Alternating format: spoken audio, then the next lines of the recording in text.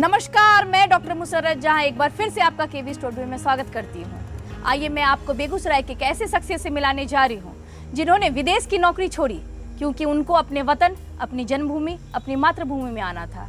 उनका सपना था कि बच्चे सिर्फ शिक्षा ना ले, वो आत्मनिर्भर बने, उनको रोजगार मिले। वो दिन रात एक ही सपना देखते हैं कि हमारा एजुकेशन सिस्टम कैसे चेंज होता है। पेशे से वो एक इंजीनियर, एक साइंटिस्ट रह चुके हैं, तो उनका सपना भी कुछ अलग है।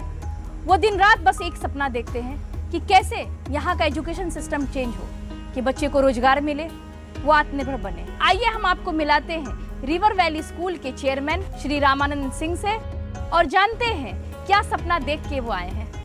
नमस्कार सर, आपका हमारे स्टूडियो में बहुत बहुत स्वागत है। आपका भी नमस्कार। बहुत सौभाग्य की बात है आपसे मिलने का हमें और आपके बारे में जानने का हमें सौभाग्य प्राप्त हुआ।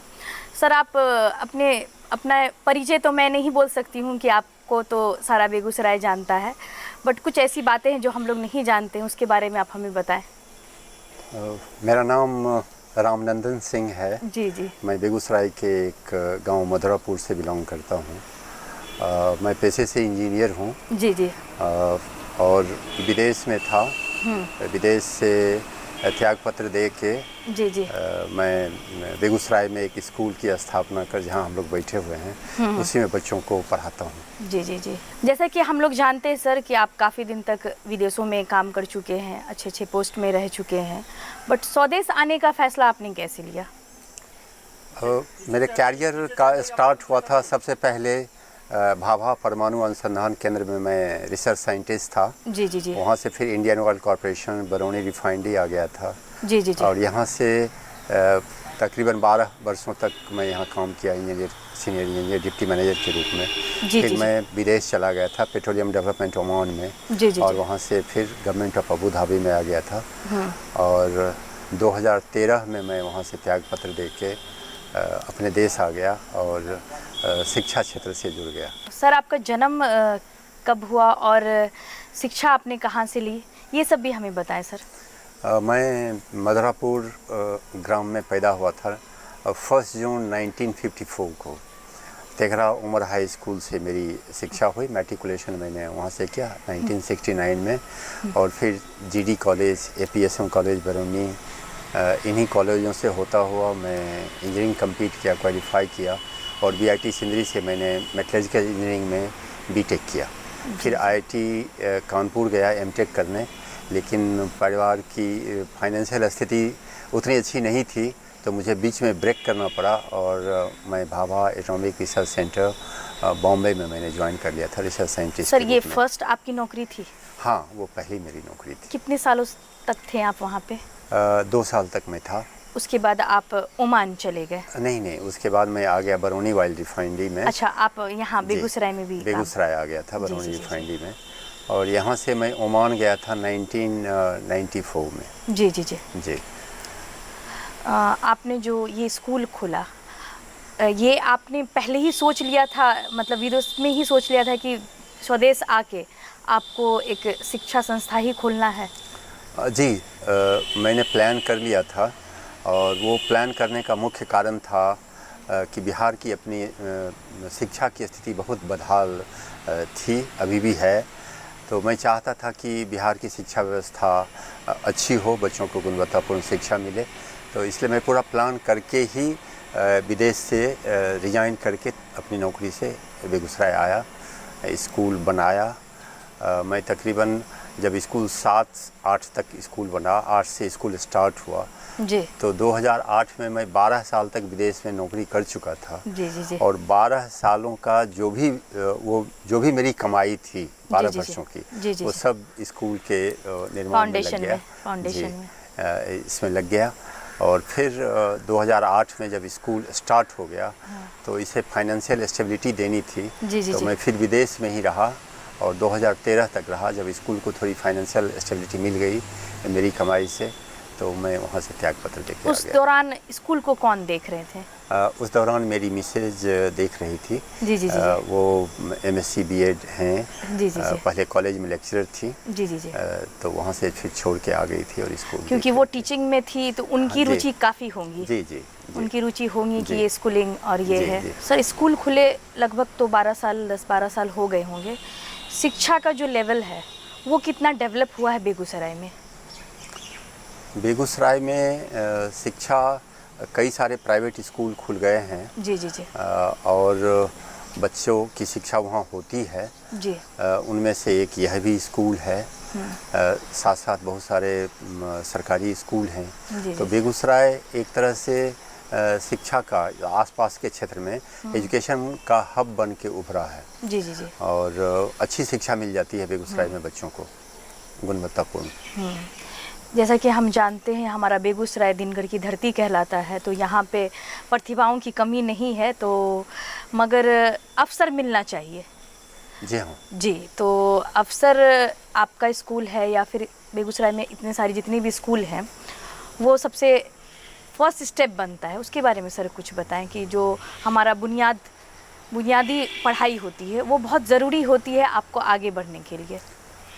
जी, इसमें जब हम शिक्षा की बात करते हैं तो शिक्षा में दो तरह के स्कूल हैं। एक गवर्नमेंट फंडेड स्कूल होते हैं, पब्लिक एजुकेशन सिस्टम, जिसे गवर्नमेंट फंड करती है, सरकारी स्कूल। और दूसरा है प्राइवेट स्कूल। प्राइवेट स्कूल भी कई कैटेगरी के हैं, छोटे स्कूल से लेके बड़े स्कूल तक बेगूसराय में हैं। तो शिक्षा की जो ओवरऑल स्थिति है पब्लिक एजुकेशन सिस्टम में तकरीबन 70% बच्चे पढ़ते हैं, समाज के 70% बच्चे। और ख़ास करके वही बच्चे जिनके अभिभावक अपने बच्चों के एजुकेशन के ऊपर खर्च नहीं कर सकते, तो वो प्राइवेट स्कूल में नहीं आ सकते हैं, वो सरकारी स्कूलों में पढ़ते हैं। लेकिन वहाँ भी प्रतिभाओं की कमी नहीं है और शिक्षक भी अच्छे हैं। तो लेकिन वहाँ की व्यवस्था उतनी अच्छी नहीं होती है, जिसके चलते पब्लिक एजुकेशन सिस्टम इतना डिटोरिएट कर गया है बिहार में। जी जी जी। और उसके लिए कुछ करना पड़ेगा, कुछ उपाय करना पड़ेगा ताकि यह पब्लिक एजुकेशन सिस्टम बढ़िया से चले, क्योंकि 70% जनता, आम लोग उसी में पढ़ते हैं, आम लोगों के बच्चे। सर आप इतने सालों से मतलब एजुकेशन से आप जुड़े हुए हैं, पढ़ाई के अलावा एक्स्ट्रा करिकुलम एक्टिविटी कितना इम्पोर्टेंट हो जाता है बच्चों के लिए? एक्स्ट्रा करिकुलर एक्टिविटी बहुत इम्पोर्टेंट है। करिकुलर एक्टिविटी के साथ साथ अगर एक्स्ट्रा करिकुलर एक्टिविटी नहीं हो, जैसे स्पोर्ट्स है, गेम्स है, लाइब्रेरी है, रीडिंग है, डांस है, म्यूजिक है, डिबेट है, तो ये सारी चीज़ें अगर नहीं हो तो ये बोरिंग हो जाएगा। पढ़ाई बोरिंग हो जाएगी और बच्चों का विकास नहीं हो पाएगा उतना, जिसको कहते हैं ऑल राउंड डेवलपमेंट, वो नहीं हो पाएगा। इसलिए करिकुलर एक्टिविटीज़ के साथ साथ क्लासरूम पढ़ाई के साथ साथ को करिकुलर एक्टिविटी किसी भी स्कूल के लिए बहुत आवश्यक है। किसी भी स्कूल की, क्योंकि हमें प्रतिभा की तभी पता चलती है कि जिस बच्चे को जिस चीज़ में इंटरेस्टेड है वो उसमें से अच्छा उभर के आता है। जी हाँ, जी हाँ। ये स्कूल में मतलब एक्स्ट्रा करिकुलर एक्टिविटी क्या क्या होती है? पेंटिंग है, म्यूजिक है, स्पोर्ट्स है। स्पोर्ट्स में बहुत तरह के स्पोर्ट्स हैं, कबड्डी, खो खो से लेके क्रिकेट तक बच्चों को प्रोत्साहित किया जाता है, आप खेलिए। लाइब्रेरी है, बहुत बड़ी अच्छी सी लाइब्रेरी है। रोबोटिक्स है। रोबोटिक्स में बच्चे वो सीखते हैं, बचपन से ही उनको टेक्नोलॉजी का ज्ञान करवाया जाता है, क्लास 1-2 से ही, ताकि वो समझ सकें कि टेक्नोलॉजी का। ये रोबोटिक्स मैं नहीं समझ पा रही हूँ सर, आप थोड़ा बताएंगे? है एक तरह से आर्टिफिशियल इंटेलिजेंस रोबोट में दे के एक आपने कुछ बनाया जैसे, और उसको रिमोट कंट्रोल कर रहे हैं कंप्यूटर प्रोग्रामिंग करके, वो रोबोटिक्स है। आदमी स्वयं नहीं काम कर रहा है, वो दूर से रिमोट कंट्रोल से रोबोट से सारा काम करवा रहा है। इंडस्ट्री में आजकल उसका बहुत यूज होता है। मुझे लग रहा है कि ये रोबोटिक्स का आपको मतलब जब आपने भाभा में काम किया होगा, ये वहाँ से आपने लेके आए होंगे। वहाँ तो, क्योंकि ये वाली बात तो मैं अभी तक नहीं सुनी हूँ। जी, रोबोटिक्स वहाँ तो यूज होता था, क्योंकि रेडिएशन काफ़ी होता है, तो रेडिएशन से आप ह्यूमन बीइंग को एक्सपोज नहीं कर सकते, तो रोबोट्स जाके वो बहुत सारे काम करते हैं। जी। सर इस 12 वर्षों में आपको ये हमारे एजुकेशन सिस्टम पे आपको क्या लगा कि हमारा जो एजुकेशन सिस्टम है पूरे भारतवर्ष का, वो क्या ठीक से चल रहा है? नहीं, इसे संतोषप्रद नहीं कहा जा सकता है। अपने देश का एजुकेशन सिस्टम, इसमें काफ़ी सुधार की आवश्यकता है जी। और एजुकेशन सिस्टम अगर बढ़िया हो तो बेरोज़गारी की जो इतनी बड़ी समस्या आ रही है, उस बेरोज़गारी की उतनी बड़ी समस्या नहीं होगी। इसलिए हम लोगों को एजुकेशन सिस्टम को ठीक करना पड़ेगा। इसमें बहुत सारी समस्याएं हैं, ये प्राइमरी एजुकेशन से लेके और ऊपर हायर एजुकेशन तक हर जगह प्रॉब्लम है। जी जी जी। तो इन समस्याओं का जब तक निदान नहीं होगा तब तक देश का विकास जिस तेज़ी से हम चाहते हैं नहीं होगा और बेरोज़गारी का भी निदान नहीं हो सकता है। ये दोनों एक दूसरे से जुड़े हुए हैं, एजुकेशन और रोजगार। तो एजुकेशन सिस्टम हमारा ऐसा होना चाहिए जो रोजगार दे सके। मैंने एक मूवी देखी थी 3 इडियट्स, तो उसमें जो बातें कही थी जो आप अभी बता रहे हैं, तो उससे काफ़ी लोग इंस्पायर भी हुए थे कि हमारा एजुकेशन सिस्टम एक है कि एक बन के आ गया है, मुझे साइंस पढ़ना ही है, मुझे मैथ्स पढ़ना ही है। अगर किसी बच्चे को आर्ट्स में ज़रूरी है या फिर उससे उसको मतलब रोज़गार मिले, तो उस तरह की पढ़ाई होनी चाहिए हमारी। तो ये सुधरेगा कैसे सर? असल में एजुकेशन का मतलब भी वही है कि जिस बच्चे में जो क्षमता है, प्रतिभा, जो भी प्रतिभा है, जो भी पोटेंशियल है, एजुकेशन उस पोटेंशियल का, उसके उस क्षमता का विकास करने दे। अगर कोई बच्चा पेंटिंग में बहुत अच्छा कर सकता है, कोई स्पोर्ट्स में अच्छा कर सकता है, या कोई एकेडमिकली बहुत अच्छा कर सकता है, कोई साइंस में बहुत अच्छा कर सकता है, कोई आर्ट्स में बहुत अच्छा कर सकता है, तो उसके उस क्षमता का विकास करना, यही तो है एजुकेशन मुख्य रूप से। इसी को इंक्लूसिव एजुकेशन कहते हैं, समावेशी शिक्षा।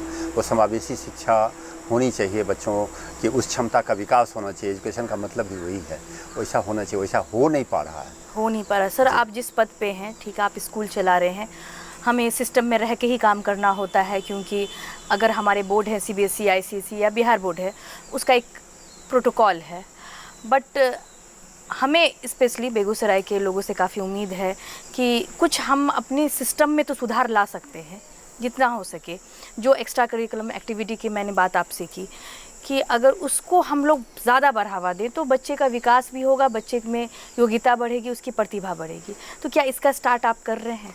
जी हाँ, हम लोगों ने इसका ध्यान रखा है कि बच्चे में जो क्षमता है, जैसे पेंटिंग है, स्पोर्ट्स हैं डिफरेंट तरह के, कविता पाठ है, राइटिंग में कोई अच्छा है, म्यूजिक में कोई अच्छा है, तो हम लोग बच्चों को वो अवसर दें कि उसमें अच्छा कर सके बच्चा। जी। इसके साथ साथ मैं एक चीज़ और जोड़ना चाहूँगा कि बच्चे को जब पढ़ाया जाता है तो शिक्षा का एक उद्देश्य यह भी है कि बच्चा जीवन जीना सीखे। जी। जीवन में वो कैसे खुश रहे, वो सीखे बच्चा। आत्मनिर्भर बने। जी, आत्मनिर्भर बने और कैसे खुश रहना है जीवन में, वो सीखे बच्चा। तो हम लोग इसको इंट्रोड्यूस कर रहे हैं नीचे से, नर्सरी से लेके क्लास 8 तक, हैप्पीनेस क्लासेस।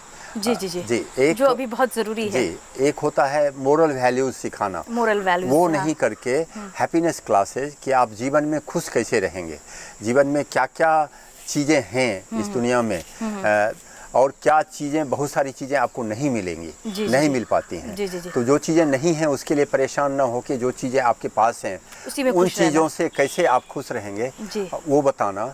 आपने देखा होगा कि बहुत सारे बच्चे कोटा में या इवन मेडिकल में होते हैं, या IAS होके भी बहुत सारे लोग सुसाइड कर लेते हैं, क्योंकि उनको जीवन के संघर्ष का अनुभव नहीं है, वो जीवन का अर्थ नहीं समझ पाते हैं। तो जीवन में जो नकारात्मक पक्ष है, जो निगेटिविटी है, उस पर ज़्यादा फोकस कर लेते हैं। और ये नहीं समझते हैं कि इसके सिवा भी दुनिया बहुत बड़ी बात है। और दुनिया में बहुत ऐसी चीज़ें हैं जिसको देख के हम खुश रह सकते हैं। तो वो हैप्पीनेस क्लासेस बच्चों को वो शुरू से ही आदत डालना कि आप कैसे पॉजिटिव सोच कैसे विकसित करेंगे आप, तो वो बताना क्लास 8 तक। तो वो जीवन पर्यंत चलेगा। शुरू का जो होता है पीरियड, जो प्राइमरी एजुकेशन होता है, वो पूरे जीवन में इसका असर होता है। उसके बाद जो मैंने बेरोजगारी की समस्या की बात की, तो बेरोजगारी की समस्या के लिए उसका निदान ये हो सकता है कि हम स्कूलों को इंडस्ट्रीज के साथ इंटीग्रेट करें। इंटीग्रेट करें। जैसे कोई इंडस्ट्री है, मान लिया खिलौना बनाने की इंडस्ट्री है, तो खिलौना बनाने का वो जो सामान बनाते हैं वो स्कूलों में आ जाए और बच्चे वो उसको असेंबली कर दें। जी जी जी। ठीक है, तो इस तरह से पता है कि इस तरह से चीज़ें होती हैं।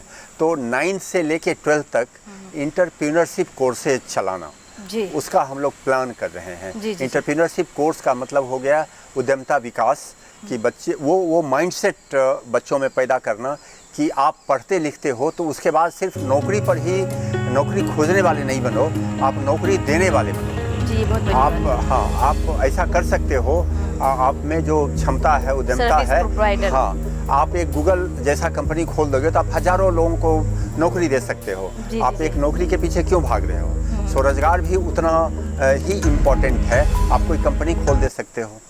तो ये इंटरप्रेन्योरशिप माइंडसेट उसकी क्लासें चलाना वो हम लोग प्लान कर रहे हैं, उसको भी जल्दी ही इंट्रोड्यूस करेंगे। सर, ये आपसे उम्मीद इसलिए है क्योंकि आप एक पेशे से साइंटिस्ट रह चुके हैं, तो इसी सब बातों की थी। और मैं यही सब मेन फोकस है कि एजुकेशन सिस्टम तो पूरे बेगूसराय में अच्छा ही चल रहा है, सब कुछ अच्छा है, सारे जो भी प्राइवेट स्कूल है वो बहुत अच्छा पढ़ा रहे हैं, बट समथिंग न्यू। अब हमें ये सोचना होगा कि हमें रोज़गार, पढ़ाई के साथ साथ रोज़गार कैसे मिले। जैसे चाइना इतना डेवलप है, तो हम लोग बचपन से सुनते आ रहे हैं कि उनके बच्चे स्कूल भी जाते हैं और मोबाइल्स और घड़ी भी बनाते हैं।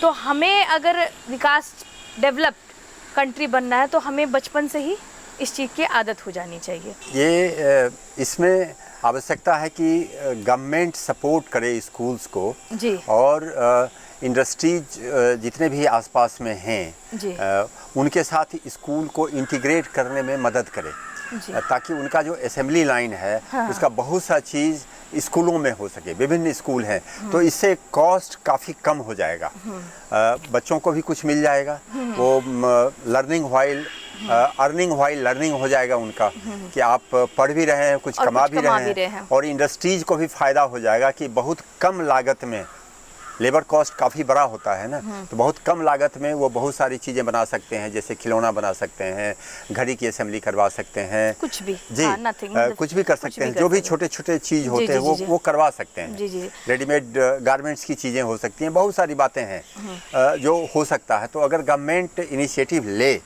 तो बेरोजगारी की समस्या काफ़ी हद तक, अगर हम एजुकेशन इस तरह से अपना डिज़ाइन करें तो बेरोजगारी की समस्या ख़त्म हो सकती है। और यही कारण है कि चाइना इतना ज़्यादा डेवलप कर गया है। इवन कि सारी यूरोपियन कंट्री में भी बच्चे मतलब बहुत स्टार्टिंग में ही सेल्फ डिपेंड होना शुरू हो जाते हैं वो किसी वजह से पार्ट टाइम जॉब कर रहे हों, पढ़ाई भी कर रहे हों, बट सिर्फ पढ़ाई पे नहीं। बट हमारा जो हिंदुस्तान का एक सोच है कि हमें पढ़ना है और +2 तक पढ़ें, उसके बाद हमें चाहे तो डॉक्टर बनना है या फिर इंजीनियर बनना है या फिर किसी भी सिविल सर्विसेज या गवर्नमेंट सर्विसेज में आना है। और नहीं, जब कुछ हुआ तो फिर लास्ट में जो हमें पहले करना चाहिए कि कोई भी बिजनेस पे चले आते हैं। सर, मेरा एक ये सवाल है कि ये सब तो है, मगर बेसिक आपने एजुकेशन बताया कि ऐसे करना है। फैमिली का बहुत प्रेशर रहता है कि तुम्हें IAS ही बनना है, तुम्हें डॉक्टर ही बनना है। अगर रुचि को, अगर किसी बच्चे के अंदर कोई अलग चीज़ की रुचि है, उसको बढ़ावा नहीं दिया जाता है, इस पे आप कुछ बोले सर। लोग सोचते हैं कि नौकरी ही सर्वोपरि है, कहीं जाके नौकरी करना है, चाहे वो बैंक की नौकरी हो या कोई सरकारी नौकरी हो, और सरकारी नौकरी नहीं मिले तो लास्ट में कोई प्राइवेट नौकरी हो। तो नौकरी डिपेंडेंट जो माइंडसेट हो गया है, इसी को बदलने की ज़रूरत है। ये जानने की ज़रूरत है कि आप नौकरी देने वाले बन जा सकते हैं। क्षमता होती है बहुत सारे बच्चों में, ये इंटरप्रेन्योरशिप टैलेंट होता है, बहुत सारे बच्चे कर सकते हैं। तो अगर ये गवर्नमेंट का सपोर्ट मिले तो पब्लिक माइंडसेट भी चेंज हो सकता है। मेरा सवाल ये सर कि फैमिली को कैसे बताया जाए, हाँ, माँ बाप को जी, ये स्कूल कर सकता है। अगर कम्युनिटी को स्कूल के साथ जोड़ा जाए तो ये उनका जो माइंडसेट है ये बदल सकता है। स्कूल के द्वारा उनको बताया जा सकता है कि बच्चों में जो पोटेंशियल है, जो क्षमता है, उसका विकास होने दीजिए। सिर्फ नौकरी ही नहीं है, और बहुत सारी चीज़ें हैं इस दुनिया में जो किया जा सकता है, और नौकरी से बहुत ज़्यादा बेहतर ढंग से किया जा सकता है। एक अच्छा जीवन जिया जा सकता है। इसलिए बच्चों को सिर्फ नौकरी के लिए प्रेशराइज या उसके लिए दबाव ना डालें। जी, बच्चों जी, का जी। विकास होने दें। जी जी, मैं आपके माध्यम से बाकी स्कूलों को भी ये मैसेज देना चाहूँगी कि हमारे फैमिली का एक मतलब मुझे लगता है कि मंथली हो या फिर एनुअल हो, एक ऐसा है क्योंकि जितने भी माता पिता हैं वो टीचर की बात सबसे पहले मानेंगे और कोई बोलेगा नहीं, क्योंकि बच्चे को बहुत प्रेशराइज, जैसे मैं प्लेयर लोगों का इंटरव्यू लेती हूँ तो उनमें सबसे पहला बात ये रहता है कि फैमिली से सपोर्ट नहीं मिला था, फिर भी मैं लड़के आगे गया। तो सर आप इसके लिए जो भी हमारे बेगूसराय की फैमिली या फिर जो भी हमारा वीडियो देख रहे हैं उसके लिए एक मैसेज दें। बच्चों में जो भी प्रतिभा है उसका विकास होने देना चाहिए। इनफैक्ट होता ऐसा है कि परिवार के सामने जब आर्थिक तंगी होती है तो परिवार हमेशा चाहता है कि बच्चा जल्दी से जल्दी पढ़ लिख के किसी नौकरी में लग जाए, उसकी शादी हो जाए, वो सेटल हो जाए। तो इसलिए वो कोई रिस्क नहीं लेना चाहते, चाहे वो स्पोर्ट्स का रिस्क हो या कोई अपना स्वरोजगार करने का रिस्क हो, वो नहीं लेना चाहते, रिस्क नहीं उठाना चाहते। इस चीज़ को ख़त्म किया जा सकता है जब कम्युनिटी को स्कूल के साथ इंटीग्रेट कर देंगे, तब उनका माइंडसेट बदलेगा, परिवार का भी माइंडसेट बदलेगा और स्कूल बता सकता है कि उनके बच्चे की क्या क्षमता है और उस क्षमता को किस तरह से विकसित किया जा सकता है। तब वो परिवार भी समझता है कि नहीं, मेरे बच्चे में ये पोटेंशियल है, बच्चे को इस दिशा में हम बढ़ने देना चाहिए। जी सर, आपने जैसे बोला सेटल, तो आप हमें ये बताएं कि अभी के दौर में सेटलमेंट की क्या परिभाषा होनी चाहिए? जो सामान्य ढंग से लोग लेते हैं कि पढ़ लिख ले बच्चा, ग्रेजुएशन कर ले, एमए एमएससी कर ले, उसके बाद उसे कोई नौकरी मिल जाए, वो भी सरकारी नौकरी मिल जाए, उसे ही वो समझते हैं कि वही अल्टीमेट एम है। लेकिन आपने देखा होगा, सुना होगा, बहुत सारे डॉक्टर सुसाइड करते हैं, आईएएस सुसाइड कर लेते हैं, एम्स दिल्ली में रहने वाले डॉक्टर सुसाइड कर लेते हैं। कोई बच्चा उसका सपना देखेगा कि मैं डॉक्टर बन जाऊं और एम्स में मुझे नौकरी लग जाए, और एम्स में ऑलरेडी जो नौकरी कर रहा है वो आदमी सुसाइड कर लेता है। क्यों सुसाइड कर लेता है, क्या मतलब है, क्या आवश्यकता है? तो ये क्योंकि उसके अंदर जो पोटेंशियल है उसका विकास नहीं होने दिया गया। जी। वो जो चाहता था नहीं करने दिया गया। फैमिली का प्रेशर रहता है कि नहीं, तुम्हें डॉक्टर बनना है, तुम्हें इंजीनियर बनना है, जी तुम्हें आईएएस बनना है। हालांकि हो सकता है उसके लाइकिंग का वो नहीं हो, वो नहीं चाहता हो बच्चा। वही सेटलमेंट की परिभाषा बदलनी होगी। जीवन में का जो उद्देश्य है वो क्या है कि हम इस लाइफ को एंजॉय करें, इस दुनिया में आए तो हम वो काम करें जिस काम में हमको मन लगता हो। आइडियली वो होना चाहिए, होना वही चाहिए। सर, मैं एक महिला हूँ तो मुझे सबसे पहले तो ये सवाल पूछ लेना चाहिए कि महिलाओं को अभी आगे बढ़ने दिया जा रहा है? ऐसा नहीं मैं बोलूँगी कि नहीं बढ़ा, मगर अभी भी बहुत कमी है कि सिर्फ 10th तक पढ़ा देना या 12th तक पढ़ा देना या फिर ग्रेजुएशन पढ़ा देना या फिर उसको एक्स्ट्रा करिकुलम में नहीं डालना, और महिला समाज बनाती है तो उनको कैसे बढ़ावा दिया जाए, ये आप कुछ हमें बताएं। लोगों का माइंडसेट बदलने की ज़रूरत है। मैं आपके माध्यम से जो लोग हैं बेगूसराय के, जो गार्जियंस हैं, अभिभावक हैं, उनसे कहना चाहूँगा कि बेटियां बहुत इम्पोर्टेंट होती हैं। जी। मेरी भी एक बेटी है जो डॉक्टर है, डीएम कर रही है, सुपरवाइजेशन कर रही है। जो पहले का दौर था जब लड़कियों में शिक्षा नहीं थी, वो पूर्ण रूप से अपने हस्बैंड या ससुराल वालों पर डिपेंडेंट रहती थी। उस समय की स्थिति दूसरी थी, वो कुछ कर नहीं सकती थी और एक तरह से भार हो जाती थी, शादी करना है, उसमें खर्च करना है। तो आज वो स्थिति नहीं है। बेटियां जब शिक्षित हो जाती है तो मेरा जो अनुभव है, मैंने देखा है कि बेटों से अधिक वो अपने माँ बाप को सपोर्ट करती है। जी, आई एग्री, बिकॉज मैं अपने पापा के लिए बेटे जैसी हूँ। जी, वो बहुत ज़्यादा करती हैं। बेटे उतना नहीं कर पाते हैं क्योंकि जो सेपरेशन होता है बच्चियों का शादी के बाद, तो ये सेपरेशन के बाद उनका बचपन याद रहता है और माँ बाप ने जो उनके लिए किया है वो सब दिन ज़िंदगी भर याद रहता है। तो जो ही वो आर्थिक रूप से सक्षम हो जाती हैं, जो ही कहीं जॉब में लग जाती हैं या शिक्षित होकर कुछ अच्छा करने लगती हैं, तो अपने पेरेंट्स को बहुत सपोर्ट करती हैं। इसलिए इमोशनली, फाइनेंशियली हर तरह से बेटियां बेटों से बहुत ज़्यादा करती हैं। और बेटियां परिवार बनाती हैं, अपने बच्चों को बनाएगी, आने वाले समाज को बनाएगी। इसलिए बेटियों का एजुकेशन बहुत इम्पोर्टेंट है और उनको अवश्य देना चाहिए, अवश्य देना चाहिए। जी, बिल्कुल। मैं पिछले 4 साल से बेगूसराय में हूँ, मुझे ये लगता है कि बेगूसराय की जो बेटियाँ हैं, अगर उनको बहुत सपोर्ट किया जाए तो वो बहुत आगे किसी भी क्षेत्र में बहुत आगे जाएंगी। वो काफ़ी स्ट्रॉन्ग है, माइंड से, बॉडी से, सब कुछ से स्ट्रॉन्ग है। तो आप एक बार एक मैसेज दें कि बेगूसराय की बेटियां जो स्पोर्ट्स में भी आना चाह रही है, जो पढ़ाई में भी आना चाह रही है, फिर एजुकेशन में भी आ रही है, उसको कैसे बढ़ावा दें। हाँ, बेगूसराय की बेटियां पढ़ाई में भी बहुत अच्छा कर जी, रही जी, हैं, जी। स्पोर्ट्स में भी बहुत अच्छा कर रही हैं, वो बड़े बड़े पदों पर हैं। जी, जी, जी। कई सारे आईएएस हैं, आईपीएस हैं। जी, जी। तो इनकी शिक्षा, बेटियों की शिक्षा जरूर होनी चाहिए, अच्छी शिक्षा होनी चाहिए। जी, जी, जी। अनफॉर्चुनेटली होता क्या है कि लोग बेटियों को बाहर नहीं भेज पाते। स्कूल एजुकेशन तक तो घर पे अवेलेबल रहता है। तो बेगूसराय में घर से खाना खा के लोग पढ़ा लेते हैं, लेकिन जो ही बाहर भेजने की बात होती है तो बहुत ही संकोच होता है परिवार को कि बाहर जाएगी बेटी तो कहाँ रहेगी, कैसे रहेगी। लेकिन मैं ये कहना चाहूँगा कि उन्हें अपने बच्चियों पर विश्वास होना चाहिए और बच्चियाँ अच्छा कर रही हैं, अच्छा करेंगी। इसलिए उनको बाहर भेज के भी जब पढ़ाने की ज़रूरत हो तो ज़रूर करें। सर, जिस तरह नौकरी पाने के लिए लोग बिहार से बाहर जाते हैं, एजुकेशन पाने के लिए भी बिहार से बाहर जाते हैं, और अधिकतर आईएएस ऑफिसर हमारे बिहार के होते हैं, यूपी के होते हैं।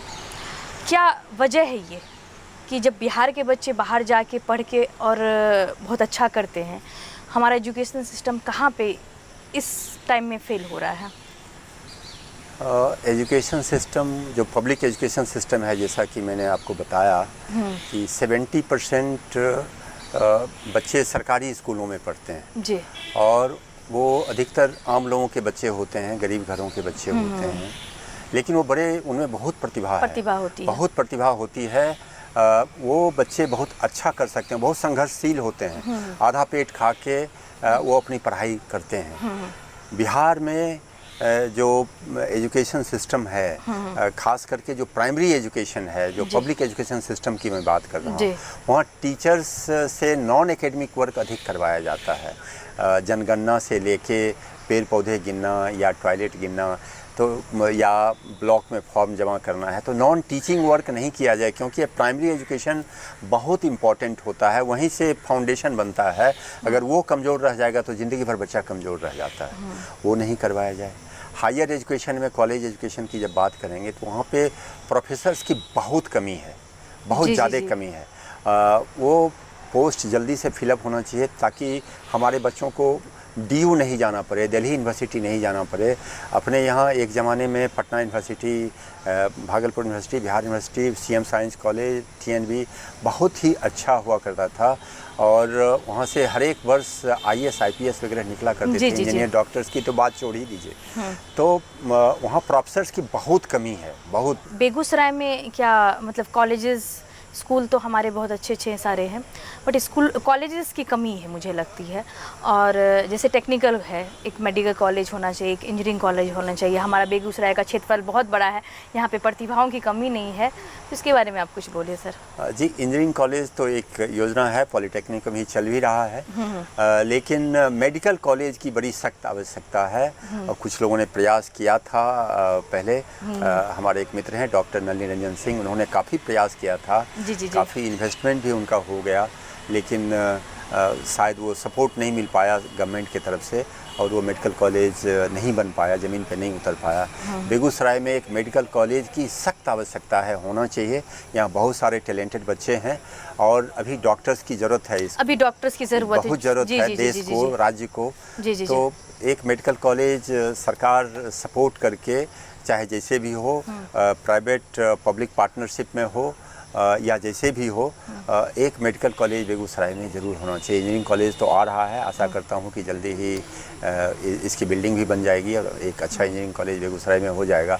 लेकिन मेडिकल कॉलेज की कमी बहुत खटकती है, मेडिकल कॉलेज एक होना चाहिए। इसलिए सरकार से अनुरोध होगा कि इसमें, इस दिशा में पहल करके यहाँ के डॉक्टर्स को साथ लेके एक मेडिकल कॉलेज बेगूसराय में, ज़मीन है, एक महंत की ज़मीन है, सुजा महंत की ज़मीन है, वो दे भी देंगे। सुन भी रही थी कि ये तो वो दे भी देंगे, है। सरकार अगर रिक्वेस्ट करे तो दे भी देगी। और मंदिर का तो काम ही है समाज सेवा करना, लोगों के लिए धर्मार्थ कुछ करना। तो इतनी जो ज़मीन पड़ी हुई है, ये तो सबसे बड़ा सेवा हो जाएगा। और खास के ये कोरोना काल की स्थिति में, कोरोना काल में अगर मंदिर दे दे तो मंदिर का बहुत नाम हो जाएगा, उनके जो महंत हैं उनका बहुत नाम हो जाएगा। सर जैसे कि हम जान रहे हैं कि वैश्विक महामारी कोरोना चल रहा है, जिसमें सबसे ज़्यादा बच्चों पे असर पड़ा है कि उसकी पढ़ाई बंद हो गई है। तो यहाँ पे जो बच्चे पढ़ रहे थे उनकी पढ़ाई क्या रुक गई है या फिर आप लोगों ने भी ऑनलाइन एजुकेशन स्टार्ट किया है? नहीं, हम लोगों ने शुरू कर दिया था। जो ही लॉकडाउन हुआ तो अप्रैल से हम लोगों ने शुरू कर दिया ऑनलाइन पढ़ाई। और 2 शिफ्ट में पढ़ाते हैं ताकि बच्चों को दिक्कत नहीं हो। एक मॉर्निंग में पढ़ाते 3 से 4 क्लास लेते बच्चों का, फिर इवनिंग में डाउट क्लासेज व्हाट्सएप से बच्चे असाइनमेंट मिल जाता है उनको और वो व्हाट्सएप से बना के भेज देते हैं कि मैंने ये असाइनमेंट किया है। तो 2 शिफ्ट में करने से ज़्यादा प्रेशर भी नहीं होता है और बच्चे इंगेज भी रहते हैं। कोरोना काल में मैक्सिमम यही हो सकता था, इससे अधिक तो नहीं और कुछ नहीं हो सकता था। हम लोग लगातार चला। Nothing is better than something. जी, nothing is better than something. We are doing something. Yeah sir, अंत में एक मैसेज दे हमारे समाज के लिए। शिक्षा सबसे बड़ा गिफ्ट होता है जो कोई भी माता पिता या कोई भी अभिभावक अपने बच्चों को दे सकते हैं। जीवन का सबसे बेहतरीन गिफ्ट है। नॉर्मली लोग सोचते हैं कि बच्चे के लिए फ्लैट खरीद देंगे, बच्चे के लिए ज़मीन खरीद देंगे, लेकिन उस सबसे ज़्यादा महत्वपूर्ण, सबसे ज़्यादा बढ़िया गिफ्ट एजुकेशन है। एजुकेशन पाके कोई भी बच्चा कहीं भी पहुंच सकता है। इसलिए अपने बच्चे को एजुकेशन ज़रूर दें और एजुकेशन देने के लिए स्कूल और साथ साथ परिवार दोनों का इसमें काफ़ी महत्वपूर्ण रोल है। तो उस पर थोड़ा समय देना पड़ेगा। अपने बच्चों के लिए समय ज़रूर दें, चाहे जैसे भी हो। आप पढ़ा नहीं पाएंगे कोई बात नहीं है, बच्चों को ना पढ़ावें, लेकिन बच्चों से संवाद करते रहें। आप सभी अभिभावक, सभी माता पिता, वो बच्चे क्या पढ़ रहे हैं स्कूल में, कैसे पढ़ रहे हैं, उनको होमवर्क मिला कि नहीं मिला तो बना पाए कि नहीं, उनको क्या समस्याएं होती हैं। और बच्चे जब पढ़ रहे होते हैं तो घर के कोई सदस्य, दादा दादी, चाचा चाची, माँ बाप, कोई भी उनको देखते रहें, ऑब्जर्व करते रहें कि बच्चा पढ़ रहा है या उनका ध्यान इधर उधर चला गया। तो थोड़ा सा ऑब्जर्व करना, उनके साथ थोड़ा समय देना, इतना भर ही काफ़ी होता है। बच्चे उनके अच्छा कर जाएंगे। एजुकेशन एक अवसर है, एक सीढ़ी है जिस पे चढ़ के, एक माध्यम है। कोई भी बच्चा नीचे से बहुत ऊपर तक जा सकता है। इसलिए अपने बच्चे को एजुकेशन का गिफ्ट ज़रूर दें, निश्चित रूप से दें, उनका मदद करें, उनके लिए थोड़ा समय निकालें। आपका बच्चा बहुत अच्छा कर लेगा। थोड़ा सा अगर आप बच्चे के लिए वक्त निकालें। सर बहुत बहुत धन्यवाद, आपने अपना कीमती वक्त दिया और हमें बहुत कुछ बताया। आप लोगों का, आपकी टीम का और स्पेशली डॉक्टर रोशन का, जिन्होंने इतना बड़ा इनिशिएटिव लिया है कि लोग अपनी बात आके कह सकें, जो भी समाज के बुद्धिजीवी लोग हैं, जो भी कुछ कर रहे हैं, तो उनका भी बहुत बहुत धन्यवाद और उनको बहुत बहुत बधाई कि उनका ये प्रयास बहुत ही अच्छा है, ये सार्थक हो और फिर आगे बढ़े और लोगों की आवाज़ जहाँ वो पहुँचाना चाहते हैं समाज के बीच में, सरकार के पास पहुँच सके। तो बहुत अच्छा लगा आप लोग यहाँ आए, हमारे बीच आए। आपका पुनः बहुत बहुत धन्यवाद।